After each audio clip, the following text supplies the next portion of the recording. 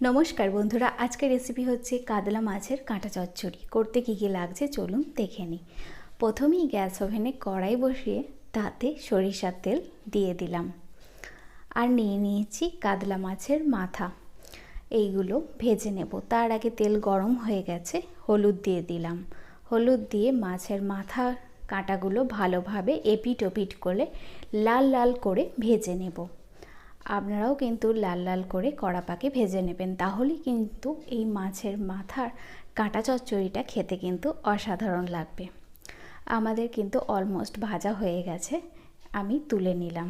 ওই তেলের মধ্যে সামান্য 5 ফোড়ন দিয়ে দিলাম, তারপরে পেঁয়াজ কুচি, লঙ্কা কুচি, নুন দিয়ে ভালোভাবে পেঁয়াজগুলো ভেজে নেব। দেখুন পেঁয়াজগুলো অনেকটা নরম হয়ে এসেছে আর কমেও গেছে। এর ফাঁকে দিয়ে দিলাম একটা ছোট সাইজের টমেটো। আবার ভালোভাবে নাড়াচাড়া করতে থাকছি। এরপরে আমরা বাকি যে উপকরণ দিয়ে দিচ্ছি, জিরে গুঁড়ো, হলুদ গুঁড়ো, রসুন বাটা। আবার কিছুক্ষণ নাড়িয়ে চাড়িয়ে নিলাম। এরপরে দিয়ে দিচ্ছি কাশ্মীরি লঙ্কা গুঁড়ো। আপনারা যদি চান দিতে পারেন লঙ্কা গুঁড়োটা কাশ্মীরি, না চাইলে না দেবেন। সঙ্গে দিয়ে দিলাম অল্প একটু গরম জল। আবার কিছুক্ষণ ভালোভাবে নাড়াচাড়া করে নিলাম। এরপরে দিয়ে দিচ্ছি আলুগুলো কেটে রাখা, লম্বা লম্বা করে কেটে রেখেছিলাম। আলুগুলো ভালোভাবে দিয়ে দিলাম। দেখুন নাড়াচাড়া করে ভালোভাবে মিশিয়ে নিয়েছি। 6 মিনিট ঢাকা দিয়ে তারপরে ফিরে এলাম। ঢাকা খুলে দেখুন অনেকটা আলুগুলো সিদ্ধ হয়ে গেছে।